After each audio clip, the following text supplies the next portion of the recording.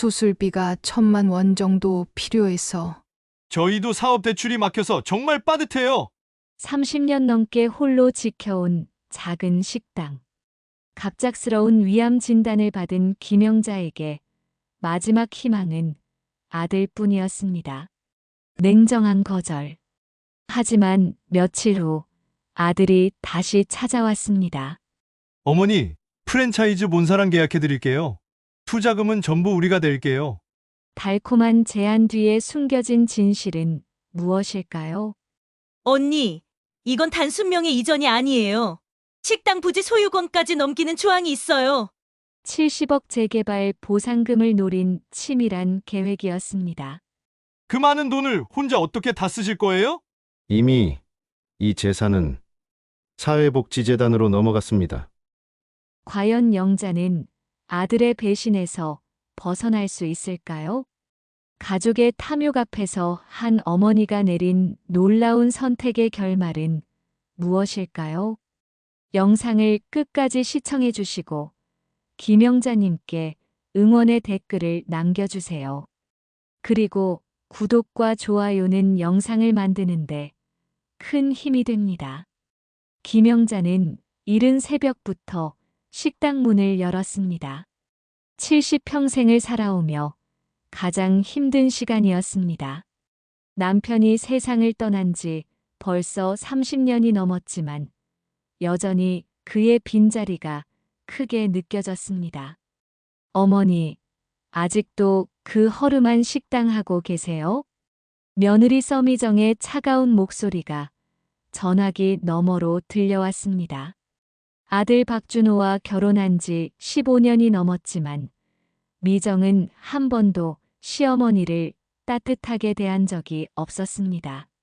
그게, 미정아, 어머니가 할 말이 있는데. 영자는 떨리는 목소리로 말문을 열었습니다. 지난주 병원에서 받은 진단 결과가 머릿속을 맴돌았습니다. 위암이기. 의사는 즉시 수술을 받아야 한다고 했습니다. 바쁘니까 용건만 말씀하세요. 수술비가 1,000만 원 정도 필요해서. 전화기 넘어가 순간 조용해졌습니다. 영자는 가슴이 두근거렸습니다. 평생 자식들에게 손 벌린 적 없는 자신이 이런 부탁을 하게 될 줄 몰랐습니다. 어머니, 죄송하지만 저희도 지금 사업 대출이 막혀서 정말 빠듯해요. 준호 회사 상황도 안 좋고 어쩔 수 없네요. 미정아, 그래도. 뚜뚜뚜. 무정한 신호음만이 영자의 귀에 울렸습니다. 그녀는 천천히 전화기를 내려놓고 식당 의자에 주저앉았습니다. 눈물이 주르르 흘러내렸습니다. 식당 안은 쓸쓸했습니다. 낡은 테이블과 의자들이 그녀의 삶을 말해주는 것 같았습니다. 벽에 걸린 시계는 오후 2시를 가리켰지만 손님은 아무도 없었습니다. 요즘 젊은 사람들은 이런 전통 한식당을 찾지 않았습니다. 아줌마, 계세요? 익숙한 목소리에 영자는 고개를 들었습니다. 최선희가 문을 열고 들어왔습니다. 20년 넘게 단골로 다닌 고마운 손님이었습니다. 선희야, 어서 와. 오늘은 뭘 드실래? 아줌마, 얼굴이 왜 그래요? 우셨어요? 선희는 예리했습니다. 시청에서 오랫동안 공무원으로 일하며 사람을 보는 눈이 생겼습니다. 아니야, 괜찮아. 그냥 바람이 불어서. 거짓말 마세요. 무슨 일 있으면 말해요. 영자는 더 이상 참을 수 없었습니다. 그동안 혼자 견뎌온 모든 것들이 한순간에 무너져 내렸습니다. 선희야, 나 위암이래. 수술해야 하는데 돈이 없어. 선희의 얼굴이 굳어졌습니다. 아들한테는 말했어요? 했지. 근데 자기들도 어렵다고. 어떻게 그럴 수가 있어요?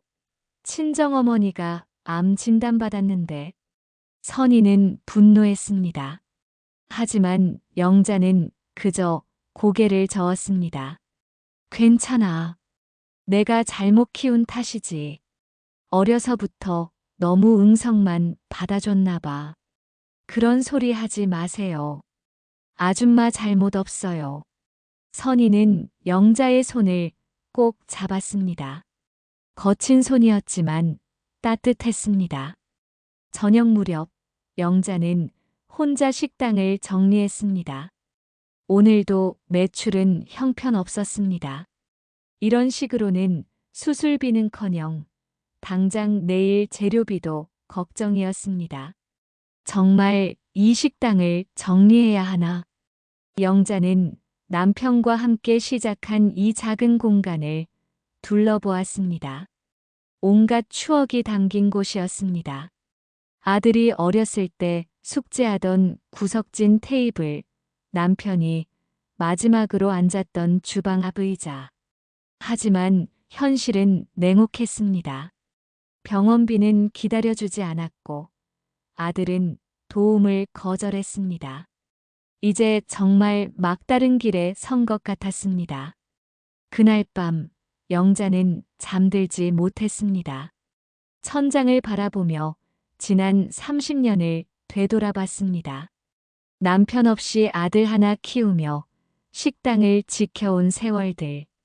때로는 힘들어 울기도 했지만 언젠가는 아들이 이해해 줄 거라 믿었습니다. 내가 뭘 잘못했을까? 답 없는 질문만이 어둠 속에서 맴돌았습니다. 영자는 작은 한숨을 내쉬며 눈을 감았습니다. 내일은 또 어떤 하루가 될지 그녀는 알 수 없었습니다.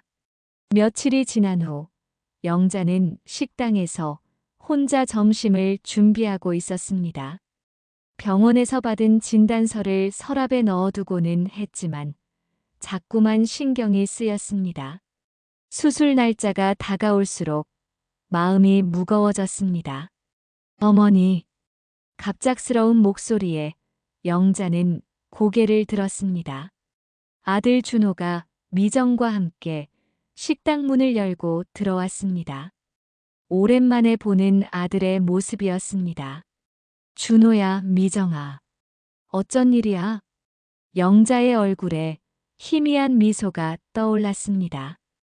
혹시 마음을 바꾼 건 아닐까 하는 기대감이 생겼습니다. 어머니, 앉으세요. 할 말이 있어요. 준호의 표정은 진지했습니다. 미정도 평소와 달리 상냥한 미소를 지었습니다. 영자는 앞치마를 벗으며 의자에 앉았습니다. 어머니, 지난번에 전화로는 도움을 못 드린다고 했잖아요. 괜찮다고 했잖아. 영자는 실망감을 감추려 했지만 목소리에는 어쩔 수 없이 서운함이 묻어났습니다. 그런데 어젯밤에 미정이와 상의해봤어요. 우리가 다른 방법을 생각해냈거든요. 미정이 나섰습니다. 어머니, 이 식당 말이에요. 아무래도 요즘 장사가 안 되시죠? 그야, 예전 같지는 않지. 그래서 저희가 제안을 하나 드리려고 해요. 준호가 가방에서 서류 뭉치를 꺼냈습니다. 어머니, 이 가게를 우리 회사 명의로만 잠깐 옮겨 놓으시면 프랜차이즈 본사랑 계약해 드릴게요. 프랜차이즈? 영자는 무슨 말인지 잘 이해하지 못했습니다. 요즘 유명한 치킨집 체인점 있잖아요. 거기랑 계약하면 월 매출이 몇 배는 늘어날 거예요. 미정의 목소리는 확신에 차 있었습니다. 그런데 왜 회사 명의로 해야 하는 거야? 프랜차이즈 본사에서 개인 사업자보다는 법인을 선호해요. 신용도 문제 때문이죠. 준호의 설명은 그럴듯했습니다. 투자금은 전부 우리가 댈게요. 인테리어비, 장비비, 가맹비까지 다 우리가 부담할게요. 정말? 영자의 눈이 번쩍였습니다. 네, 대신 매출의 일정 비율만 회사로 가져가고 나머지는 다 어머니 몫이에요. 그럼 내 수술비도 당연히 해결돼요. 프랜차이즈 시작하면 한 달만 해도 수술비 정도는 충분히 벌 수 있을 거예요. 준호의 말에 영자는 마음이 흔들렸습니다. 하지만 뭔가 석연치 않은 구석이 있었습니다. 그런데 명의를 넘긴다는 게 정확히 뭘 의미하는 거야? 미정이 재빨리 대답했습니다. 그냥 서류상으로만 회사 이름으로 바뀌는 거예요. 실제로는 어머니가 계속 운영하시는 거고요. 혹시나 해서 묻는 건데 이 건물 소유권은 그건 전혀 건드리지 않아요. 단순히 사업자 등록만 바뀌는 거예요. 준호가 단호하게 말했습니다. 영자는 여전히 의심스러웠습니다. 평생 남편과 함께 일궈온 이 식당을 다른 명의로 바꾼다는 것이 쉽게 납득이 되지 않았습니다. 시간을 좀 갖고 생각해 볼게. 어머니, 시간이 별로 없어요. 프랜차이즈 본사에서 이번 달 안에 계약하지 않으면 다른 업체로 넘어간대요. 미정의 목소리에 재촉하는 기색이 역력했습니다. 그리고 어머니 수술도 미룰 수 없잖아요. 의사가 빨리 하라고 했다면서요. 준호의 말이 영자의 가슴을 찔렀습니다. 맞는 말이었습니다. 시간은 기다려주지 않았습니다. 어머니, 저희가 어머니를 속일 리 있겠어요? 친아들인데. 미정이 영자의 손을 잡았습니다. 차가운 손이었지만 영자는 그 안에서 희미한 온기를 느끼려 했습니다. 영자는 길게 한숨을 쉬었습니다. 선택의 여지가 많지 않았습니다. 수술비는 마련해야 했고 식당 장사도 점점 어려워지고 있었습니다. 서류를 한번 보자. 준호가 기다렸다는 듯 서류를 펼쳤습니다. 복잡한 법률 용어들이 빼곡히 적혀 있었습니다. 이게 다 뭐야? 너무 복잡하네. 어머니, 그냥 형식적인 서류들이에요. 프랜차이즈 계약할 때 필요한 것들이고요. 미정이 설명했지만 영자는 여전히 이해하기 어려웠습니다. 여기 서명하시면 돼요. 준호가 펜을 내밀었습니다. 영자는 펜을 받아들고 잠시 망설였습니다. 무언가 중요한 결정을 내리는 것 같은 느낌이 들었습니다. 남편이 살아있다면 뭐라고 했을까? 잠깐 남편 생각이 났습니다. 항상 신중했던 그였다면 아마도 더 꼼꼼히 따져봤을 것입니다. 어머니, 빨리 결정해 주세요. 정말 시간이 없어요. 준호의 재촉에 영자는 마침내 서명했습니다. 떨리는 손으로 자신의 이름을 썼습니다. 됐습니다. 어머니, 좋은 선택하셨어요. 미정이 환하게 웃었습니다. 하지만 그 웃음이 왜인지 영자에게는 어색하게 느껴졌습니다. 그럼 언제부터 공사 시작해? 다음 주부터 시작할게요. 일주일 정도면 끝날 거예요. 준호가 서류를 챙기며 말했습니다. 수술비는 프랜차이즈 오픈하자마자 드릴게요. 걱정 마세요. 부모 자식이 나눈 약속이었지만 영자의 마음 한구석에는 여전히 불안감이 남아 있었습니다. 준호와 미정이 떠난 후 식당은 다시 정막에 휩싸였습니다. 영자는 방금 전 서명한 곳을 바라보며 깊은 생각에 잠겼습니다. 내가 제대로 한 일일까? 답을 알 수 없는 질문이었습니다. 그날 저녁 영자는 식당 정리를 마치고 계산대에 앉아 있었습니다. 오늘 있었던 일들이 머릿속에서 계속 맴돌았습니다.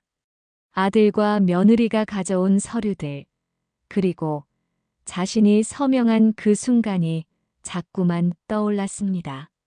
뭔가 중요한 결정을 내린 것 같은 느낌이 들었지만 동시에 설명할 수 없는 불안감도 함께 밀려왔습니다.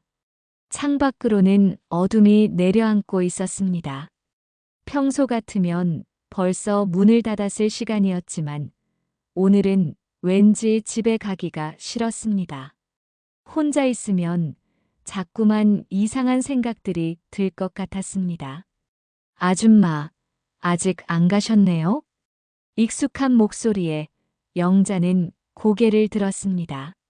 최선희가 퇴근길에 들른 것 같았습니다. 언제나 그렇듯 단정한 모습이었지만 오늘은 어딘지 피곤해 보였습니다. 선희야, 어서 와. 저녁은 먹었어? 영자는 반가운 마음에 일어나려다가 다시 주저앉았습니다. 몸이 무거웠습니다. 선희는 영자의 얼굴을 유심히 살폈습니다. 평소보다 밝아 보이면서도 어딘가 어색한 구석이 있었습니다. 오랫동안 공무원으로 일하며 사람을 관찰하는데 익숙해진 그녀의 눈에는 영자의 복잡한 신경이 그대로 보였습니다. 무슨 좋은 일 있었어요? 얼굴이 좀 다르네요. 영자는 잠시 망설였습니다. 오늘 있었던 일을 말해도 될지 확신이 서지 않았습니다. 하지만 선희는 믿을 만한 사람이었고 무엇보다 혼자만 품고 있기에는 너무 복잡한 일이었습니다. 아, 그게 오늘 준호와 미정이가 와서 식당 일로 좋은 제안을 했거든. 영자는 조심스럽게 말문을 열었습니다. 그리고 오늘 있었던 일을 차근차근 설명하기 시작했습니다. 프랜차이즈 이야기, 투자금 지원, 명예 변경에 대한 내용까지 빠뜨리지 않고 모두 털어놓았습니다. 말하는 동안 영자의 목소리에는 희망과 불안이 교차했습니다. 선희는 영자의 이야기를 들으며 점점 심각한 표정을 지었습니다. 공무원으로서의 경험과 직감이 무언가 이상하다는 신호를 보내고 있었습니다. 특히 명예 변경이라는 부분에서 그녀의 경보등이 켜졌습니다. 그래서 서명했어요. 이제 수술비 걱정은 안 해도 될 것 같아. 영자의 말이 끝나자 선희는 즉시 물었습니다.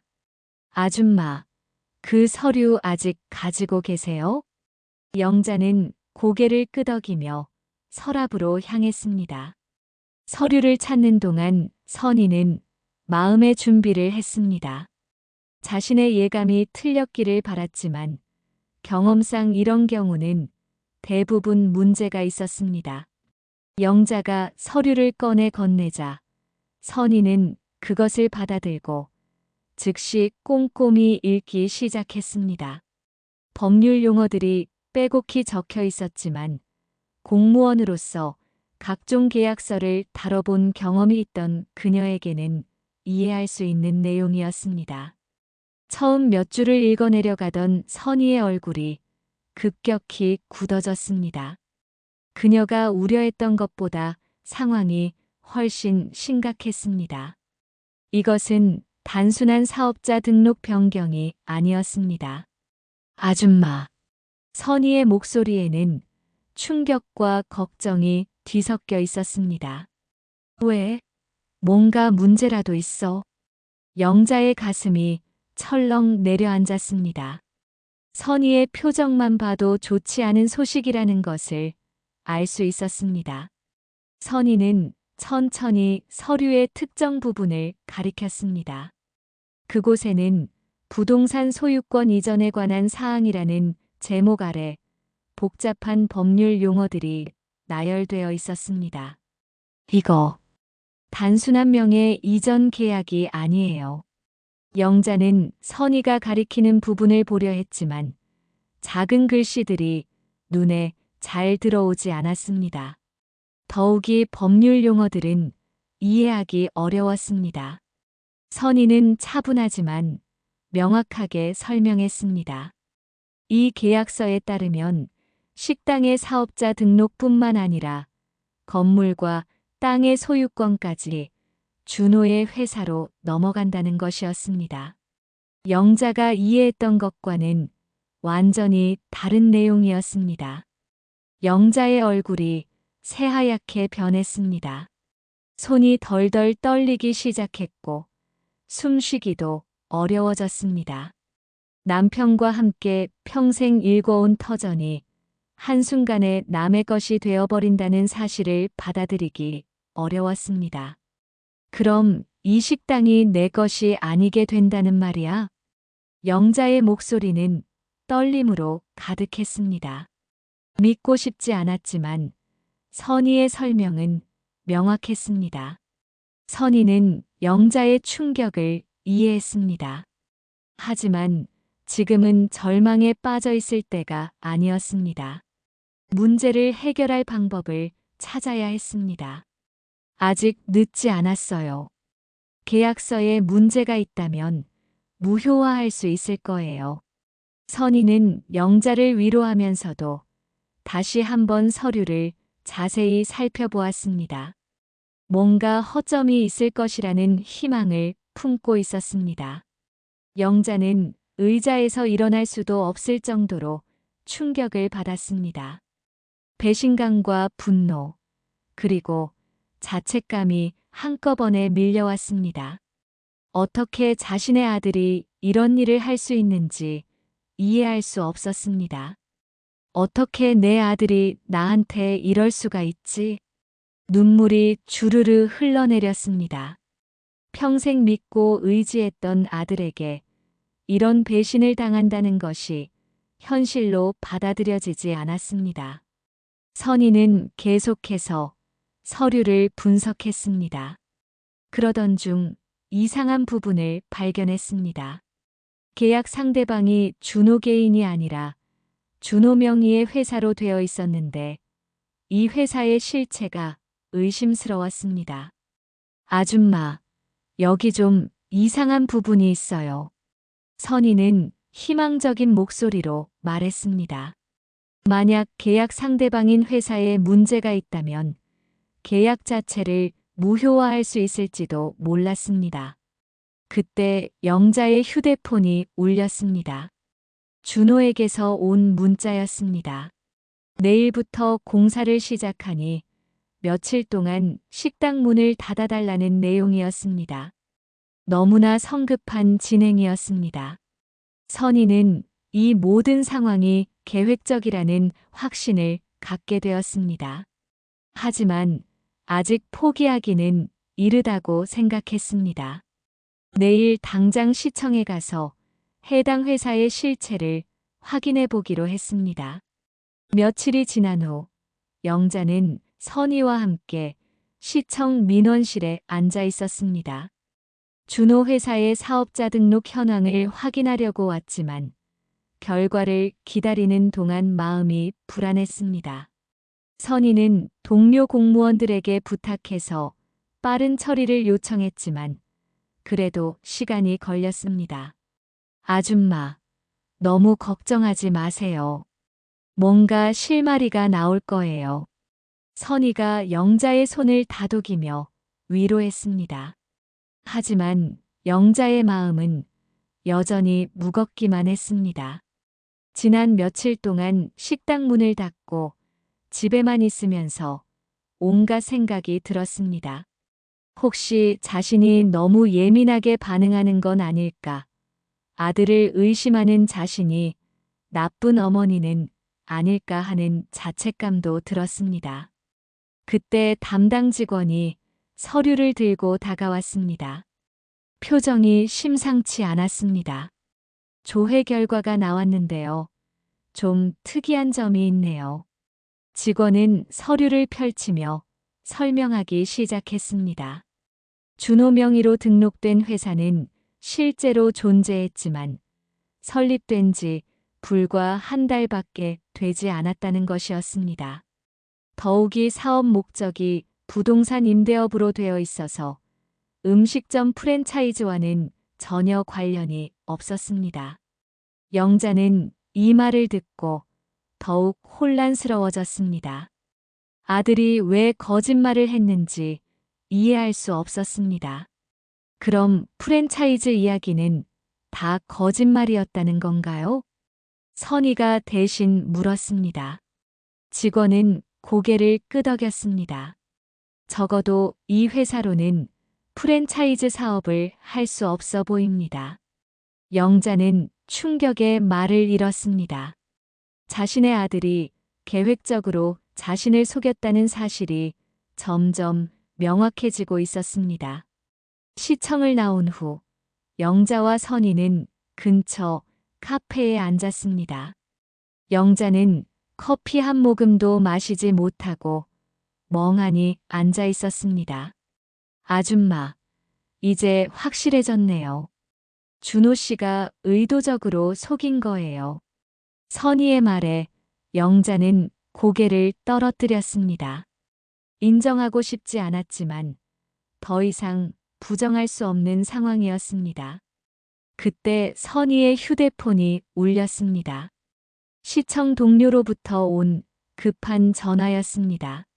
통화를 마친 선희의 얼굴이 급격히 밝아졌습니다. 아줌마, 큰일 났어요. 선희의 흥분된 목소리에 영자는 놀라서 고개를 들었습니다.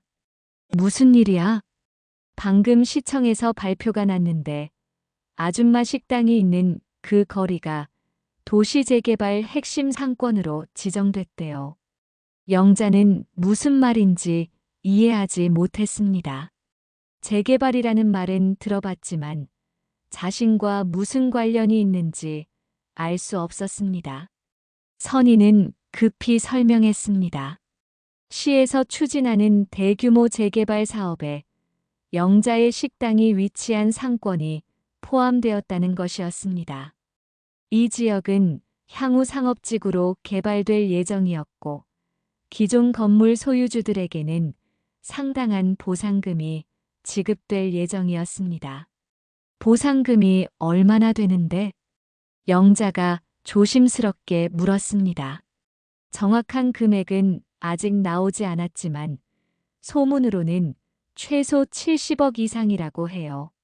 영자는 그 말을 듣고 현기증을 느꼈습니다. 70억이라는 숫자가 현실적으로 다가오지 않았습니다.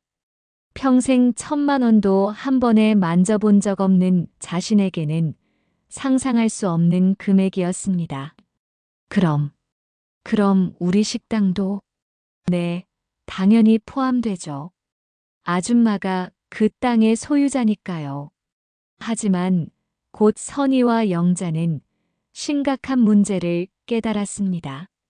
영자가 며칠 전에 서명한 계약서에 따르면 이제 그 땅의 소유권은 준호의 회사로 넘어간 상태였습니다.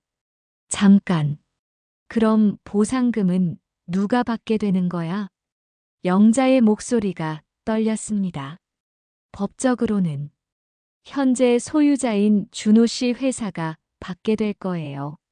선희의 대답에 영자는 절망했습니다. 이제 모든 것이 명확해졌습니다. 준호가 재개발 소식을 미리 알고 있었고 보상금을 가로채기 위해 계획적으로 접근한 것이었습니다. 내 아들이 정말로 이런 일을. 영자는 믿기 어려워했습니다. 아무리 사이가 좋지 않았어도 친어머니를 이렇게까지 속일 수 있다는 것이 충격적이었습니다. 선희는 영자의 어깨를 감싸며 위로했습니다. 하지만 동시에 머릿속으로는 해결책을 찾고 있었습니다.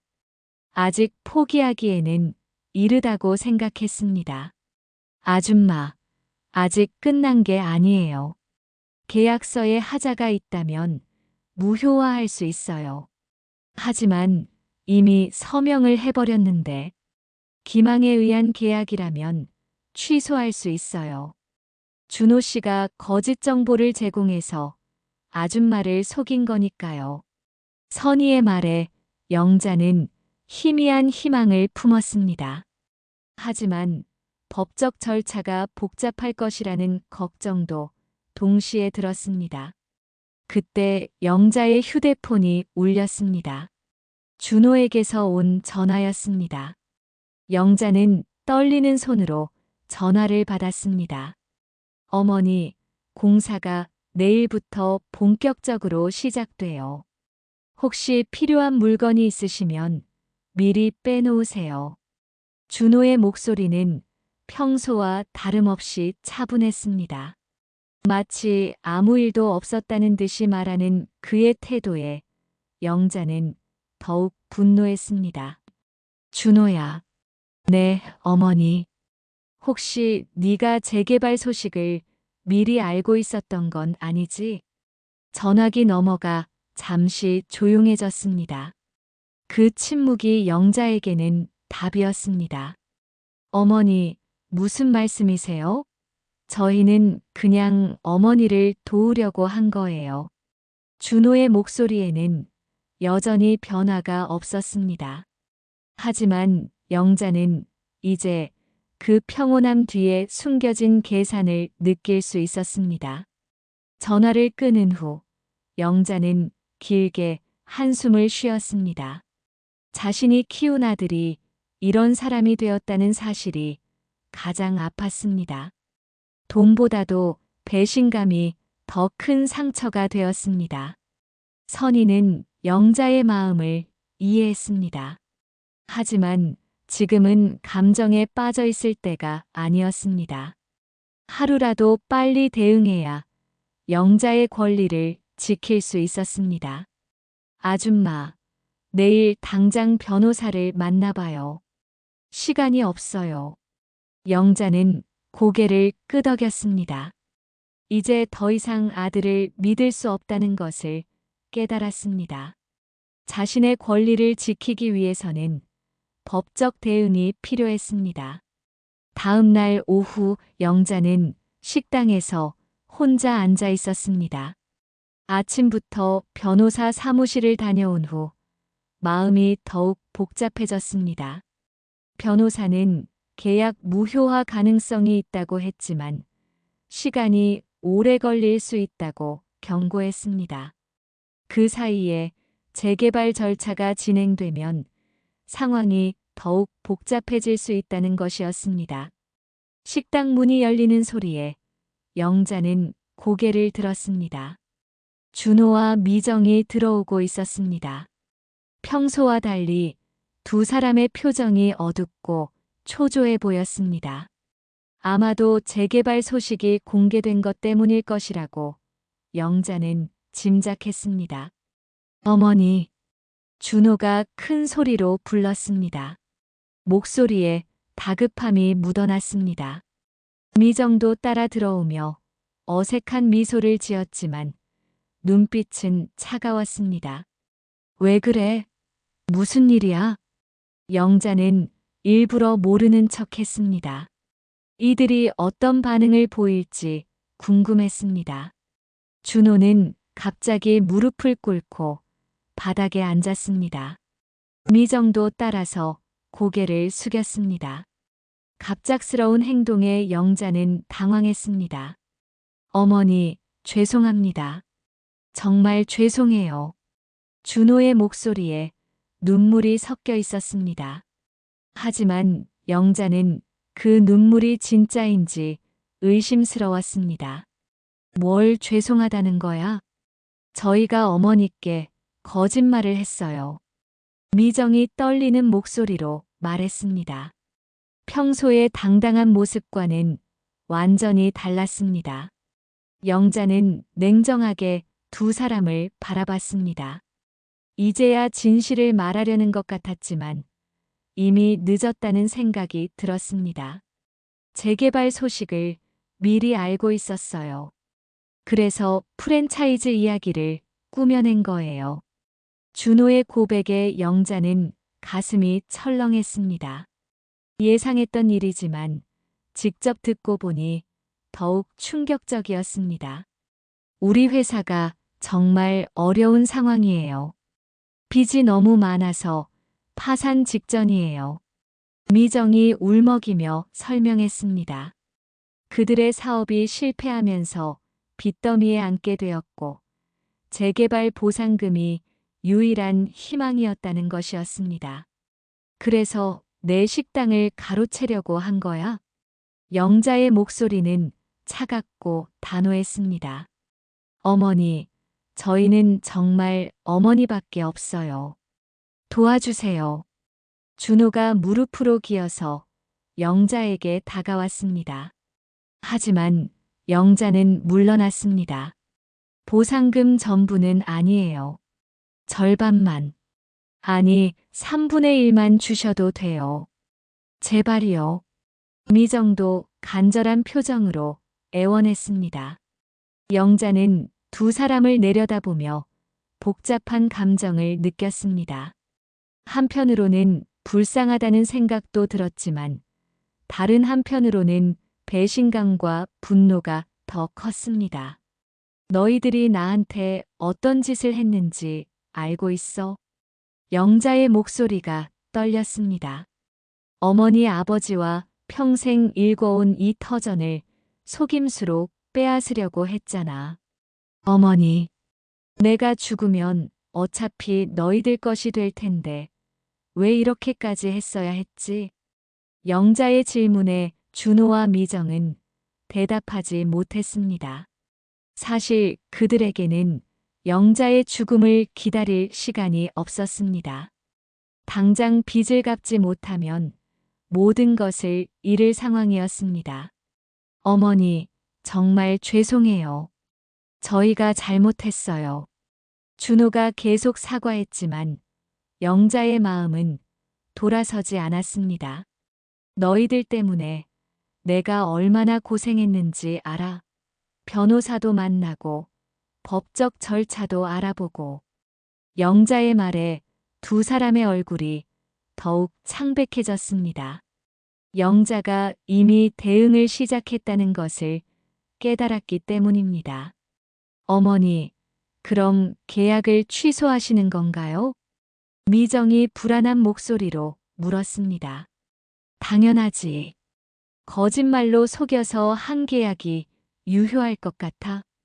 영자의 단호한 대답에 준호와 미정은 절망했습니다. 그럼 저희는 정말 끝이에요. 준호가 주저앉으며 중얼거렸습니다. 영자는 그런 아들을 보며 복잡한 심정이었습니다. 미워하면서도 한편으로는 안쓰럽기도 했습니다. 하지만 이번만큼은 용서할 수 없었습니다. 너희들이 선택한 길이야. 이제 와서 후회해도 늦어. 그때 미정이 갑자기 일어섰습니다. 눈물을 닦으며 영자를 똑바로 바라봤습니다. 어머니, 그럼 정말 한 푼도 안 주실 거예요? 미정의 목소리에 위협적인 톤이 섞여 있었습니다. 어머니도 홀로 계시잖아요. 나이도 많으시고. 그 많은 돈을 혼자 어떻게 다 쓰실 거예요? 미정의 말에 영자는 경악했습니다. 지금까지 사과하는 척하다가 본심을 드러내는 것 같았습니다. 미정아, 너 지금 뭐라고 하는 거야? 준호도 미정의 말에 당황했습니다. 오빠도 현실을 인정해요. 어차피 어머니가 돌아가시면 우리 것이 될 돈이잖아요. 미정의 노골적인 말에 영자는 충격을 받았습니다. 이런 며느리와 함께 살아온 것이 부끄럽기까지 했습니다. 나가. 당장 나가. 영자가 소리쳤습니다. 어머니, 진정하세요. 준호가 달래려 했지만 영자의 분노는 이미 극에 달해 있었습니다. 너희들 같은 자식들 때문에 내가 이런 고생을 하고 있구나. 영자는 참았던 눈물을 흘리며 두 사람을 향해 손가락질했습니다. 평생 이렇게 화를 낸 적이 없었지만 더 이상 참을 수 없었습니다. 준호와 미정은 결국 식당을 나갔습니다. 나가면서도 미정은 뭔가 불만스러운 표정을 지었고 준호는 고개를 숙인 채 따라 나갔습니다. 혼자 남은 영자는 의자에 주저앉아 울었습니다. 자식에게 배신당한 슬픔과 분노가 한꺼번에 밀려왔습니다. 평생 자식을 위해 살아왔는데 이런 결과를 맞게 될 줄은 몰랐습니다. 그날 밤 영자는 잠들 수 없었습니다. 앞으로 어떻게 살아가야 할지, 이 모든 일을 어떻게 해결해야 할지 막막했습니다. 하지만 한 가지는 확실했습니다. 더 이상 준호와 미정을 믿을 수 없다는 것이었습니다. 그날 밤 영자는 잠들 수 없었습니다. 아들과 며느리의 배신으로 마음이 무너진 상황에서 혼자 모든 것을 감당하기에는 너무 벅찼습니다. 재개발 보상금이라는 큰 돈 앞에서 가족이 이렇게 변할 줄은 몰랐습니다. 침대에 누워서도 계속 뒤척이며 앞으로의 일을 걱정했습니다. 새벽 5시가 되자 영자는 포기하고 일어났습니다. 어차피 잠이 오지 않을 것 같았습니다. 간단히 세수를 하고 옷을 갈아입은 후 식당으로 향했습니다. 평소 습관대로 이른 시간에 나와서 하루를 준비하려고 했지만 마음은 전혀 평상시와 같지 않았습니다. 오전 9시경 선희가 식당으로 찾아왔습니다. 어제 약속한 대로 무료 법률 상담소 변호사와 함께 왔습니다. 중년의 여성 변호사였는데 인상이 따뜻하면서도 전문적인 느낌을 주었습니다. 안녕하세요. 김영자 어머님이시죠? 최선희 씨로부터 상황을 대략 들었습니다. 변호사는 정중하게 인사하며 가방에서 서류들을 꺼냈습니다. 영자는 어제 있었던 일까지 포함해서 모든 상황을 변호사에게 설명했습니다. 처음 계약서에 서명하게 된 경위부터 재개발 소식, 그리고 아들 부부의 진짜 의도까지 빠뜨리지 않고 모두 털어놓았습니다. 변호사는 영자의 이야기를 들으며 꼼꼼히 메모를 했습니다. 그리고 영자가 가져온 계약서를 자세히 검토하기 시작했습니다. 법률 전문가의 눈으로 보니 일반인이 놓칠 수 있는 부분들이 많이 보였습니다. 일단 좋은 소식부터 말씀드리면 이 계약은 충분히 무효화가 가능합니다. 변보사의 말에 영자는 안도의 한숨을 쉬었습니다. 위임장에 위조 흔적이 보이고 무엇보다 기망에 의한 계약이라는 점이 명확해요. 아드님이 허위 정보를 제공해서 어머님을 속인 거니까요. 변호사는 계속해서 설명했습니다. 프랜차이즈 이야기가 완전히 거짓이었다는 점, 회사의 실체가 의심스러운 점, 그리고 재개발 정보를 숨기고 접근한 점 등이 모두 법적으로 문제가 된다는 것이었습니다. 하지만 변호사는 한 가지 우려사항도 언급했습니다. 법적 절차가 진행되는 동안 시간이 많이 걸릴 수 있고 그 사이에 재개발 절차가 먼저 진행될 가능성이 있다는 것이었습니다. 혹시 다른 방법은 없을까요? 선희가 물었습니다. 변호사는 잠시 생각하더니 또 다른 방안을 제시했습니다. 계약 무효화와 별개로 미리 재산을 보호할 수 있는 방법이 있다는 것이었습니다. 신탁이라는 제도를 활용하시는 건 어떨까요? 신탁이요? 영자는 생소한 용어에 고개를 갸우뚱했습니다.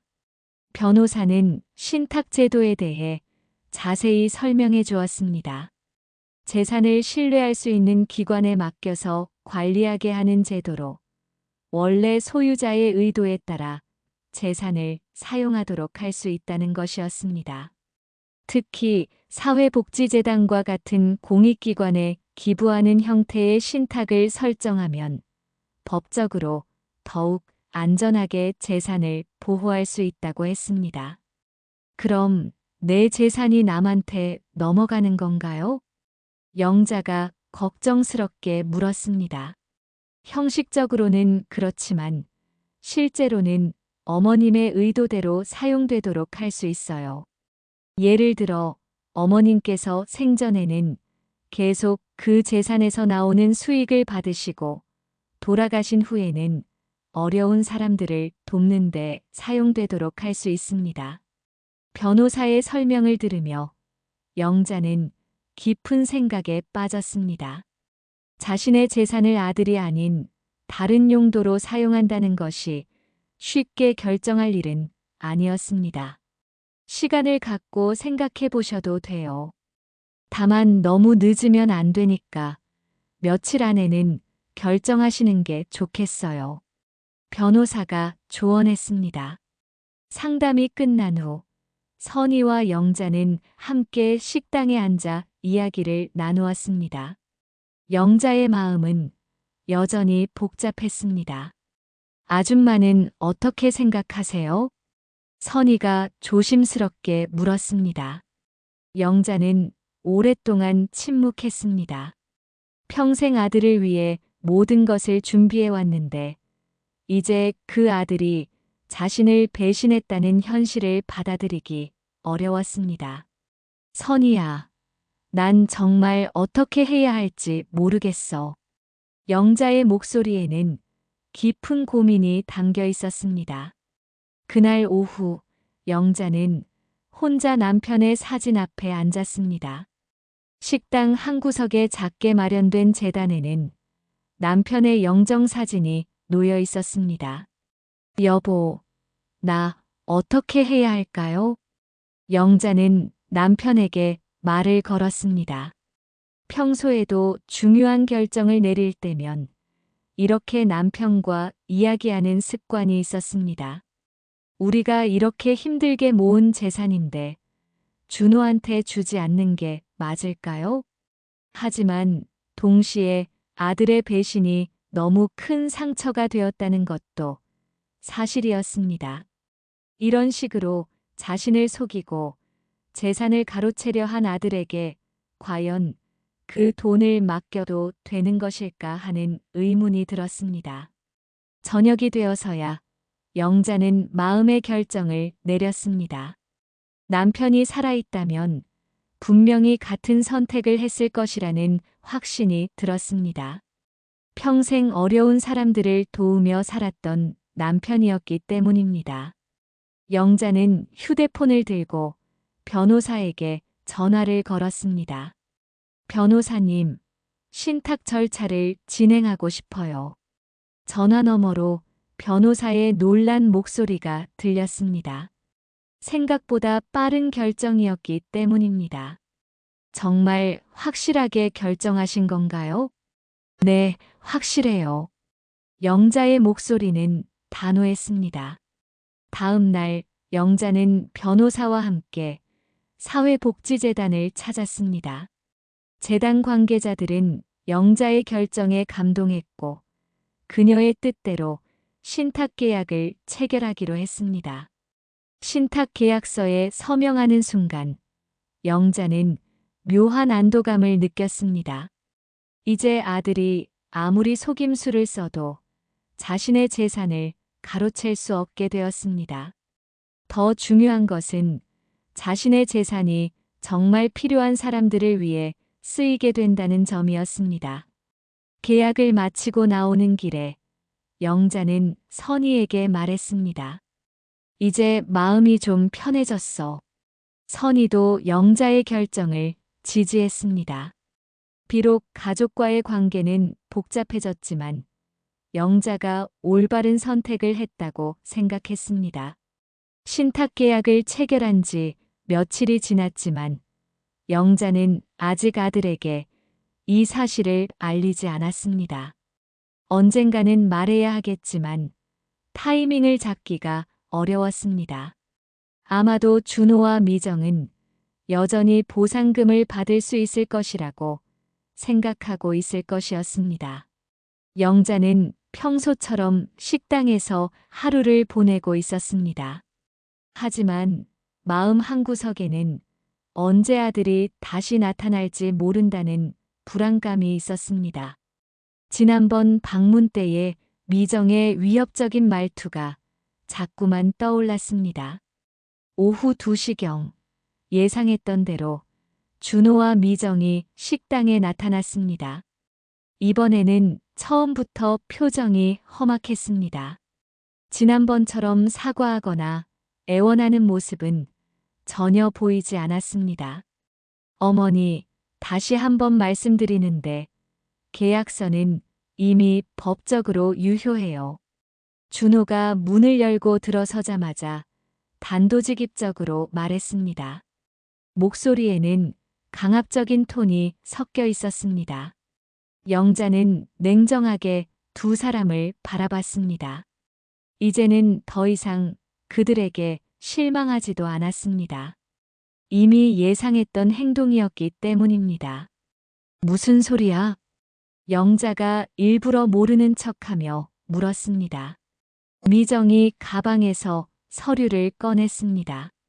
영자가 서명했던 계약서의 원본이었습니다. 그들은 이것을 증거로 내세우려는 것 같았습니다. 어머니께서 직접 서명하신 거잖아요. 이미 법적 효력이 발생했어요. 미정의 말에는 더 이상의 양보는 없다는 의미가 담겨 있었습니다. 영자는 그들의 변한 태도를 보며 씁쓸했습니다.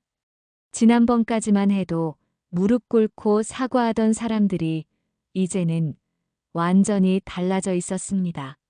그래서 어쩌자는 거야? 재개발 보상금이 나오면 절차에 따라 저희가 받게 될 거예요. 어머니도 이미 동의하신 거잖아요. 준호의 말은 마치 기정사실인 것처럼 들렸습니다. 영자는 속으로 웃음이 나왔습니다. 그들이 아직도 자신이 아무 대응을 하지 않았다고 생각하고 있는 것 같았습니다. 그때 식당 문이 다시 열렸습니다. 변호사와 시청 직원, 그리고 선희가 함께 들어왔습니다. 영자가 미리 연락해서 이 시간에 맞춰 오도록 부탁했던 것이었습니다. 준호와 미정의 얼굴이 급격히 굳어졌습니다. 예상하지 못한 상황이었습니다. 안녕하세요. 저는 김영자 어머님의 법정 대리인 변호사입니다. 변호사가 정중하게 인사하며 자신을 소개했습니다. 그리고 저는 시청 재개발 담당 공무원입니다. 시청 직원도 명함을 내밀며 소개했습니다. 준호와 미정은 상황을 파악하지 못한 채 어리둥절해했습니다. 무슨 일이세요? 준호가 떨리는 목소리로 물었습니다. 변호사가 차분하게 설명하기 시작했습니다. 영자가 체결한 계약서가 기망에 의한 것이며 법적으로 무효라는 점을 명확히 했습니다. 또한 위임장에서 발견된 위조 흔적에 대해서도 언급했습니다. 그건 오해예요. 미정이 급하게 변명했지만 변호사는 구체적인 증거들을 제시했습니다. 시청 직원은 준호명의 회사의 허위성에 대해 설명했습니다. 프랜차이즈 사업과 전혀 관련 없는 회사를 이용해서 영자를 속였다는 점이 공식 기록으로 확인되었다는 것이었습니다. 하지만 이미 서명을 하셨잖아요. 준호가 목소리를 높였습니다. 서명은 했지만 그 계약은 이미 무효가 되었습니다. 변호사가 단호하게 말했습니다. 그때 변호사가 가장 중요한 사실을 공개했습니다. 그리고 무엇보다 해당 재산은 이미 사회복지재단으로 신탁 이전되었습니다. 준호와 미정의 얼굴이 새하얗게 변했습니다. 뭐라고요? 김영자 어머님께서 며칠 전에 해당 부동산을 사회복지재단에 기부하는 신탁 계약을 체결하셨습니다. 따라서 두 분은 법적으로 아무런 권리도 없습니다. 변호사의 설명에 준호는 주저앉을 뻔했습니다. 어머니가 정말 그런 일을. 준호가 믿기 어렵다는 표정으로 영자를 바라봤습니다. 그래, 내가 했어. 영자의 목소리는 차분하면서도 확고했습니다. 왜 그런 일을? 미정이 다급하게 물었습니다. 너희들이 나를 속이려 했으니까. 영자의 대답은 간단명료했습니다. 시청 직원이 추가로 설명했습니다. 재개발 보상금은 법적 소유자에게 지급되는데 현재 법적 소유자는 사회복지재단이므로 재단이 보상금을 받게 된다는 것이었습니다. 그럼 저희는? 준호의 목소리가 점점 작아졌습니다. 아무것도 받을 수 없습니다. 변보사가 명확히 했습니다. 미정이 갑자기 화를 내기 시작했습니다. 이건 너무해요. 친아들인데 어떻게 이럴 수 있어요? 하지만 영자는 더 이상 흔들리지 않았습니다. 너희들이 먼저 나를 배신했잖아.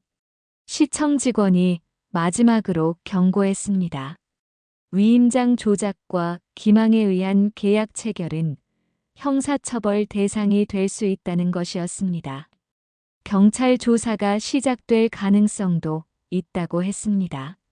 준호와 미정은 완전히 절망한 표정으로 식당을 나갔습니다. 나가면서도 미정은 영자를 원망하는 눈빛을 보냈지만 영자는 더 이상 신경 쓰지 않았습니다. 모든 사람들이 떠난 후 영자는 혼자 식당에 앉아 있었습니다. 드디어 모든 일이 정리된 것 같았습니다. 마음 한구석에는 아직도 아쉬움이 남아 있었지만 후회는 없었습니다. 선희가 마지막에 남아서 영자와 함께 있어 주었습니다. 아줌마, 잘하셨어요. 선희의 위로에 영자는 고개를 끄덕였습니다. 이제 정말 끝난 것 같아. 영자의 목소리에는 안도감이 묻어났습니다. 길고 힘든 싸움이 끝났다는 느낌이었습니다. 모든 일이 정리된 후 한 달이 지났습니다. 영자는 식당 간판을 내리고 고향으로 내려가기로 결정했습니다. 서울에서의 삶은 이제 마무리할 때가 된 것 같았습니다. 작은 시골 마을에 자리 잡은 영자는 소박한 집 뒤편에 텃밭을 가꾸기 시작했습니다. 상추, 배추, 무 같은 간단한 채소들을 심으며 평온한 나날을 보냈습니다. 도시에서의 복잡했던 일들이 이제는 먼 이야기처럼 느껴졌습니다. 어느 날 아침, 우편함에서 사회복지재단으로부터 온 편지를 발견했습니다. 영자는 편지를 뜯어보며 내용을 천천히 읽어보았습니다. 편지에는 영자의 기부로 도움을 받은 사람들의 이야기가 담겨 있었습니다. 수술비가 없어서 치료를 포기하려던 환자가 지원을 받아 새 생명을 얻었다는 소식이었습니다. 또한 어려운 환경의 아이들이 교육 지원을 받게 되었다는 내용도 있었습니다. 선생님 덕분에 치료비를 지원받아 새 생명을 얻은 사람들이 있습니다. 정말 감사합니다. 편지의 마지막 문장을 읽으며 영자의 눈가에 미소가 번졌습니다. 영자는 편지를 가슴에 품고 텃밭으로 나갔습니다. 따스한 햇살이 그녀의 얼굴을 비추고 있었습니다. 작은 새들이 지저귀는 소리와 바람에 흔들리는 나뭇잎 소리가 평화로웠습니다. 내 아들은 나를 버렸지만 나는 다른 이들을 살렸다. 그걸로 충분하다. 영자는 중얼거리며 호미를 들었습니다. 새로운 생명이 자라나는 흙을 만지며 그녀는 자신의 선택이 옳았다는 확신을 가졌습니다. 따스한 햇살이 그녀의 새로운 삶을 비추고 있었습니다. 김영자님의 사연은 어땠나요? 응원의 댓글을 남겨주세요. 그리고 구독과 좋아요는 영상을 만드는데 큰 힘이 됩니다. 감사합니다.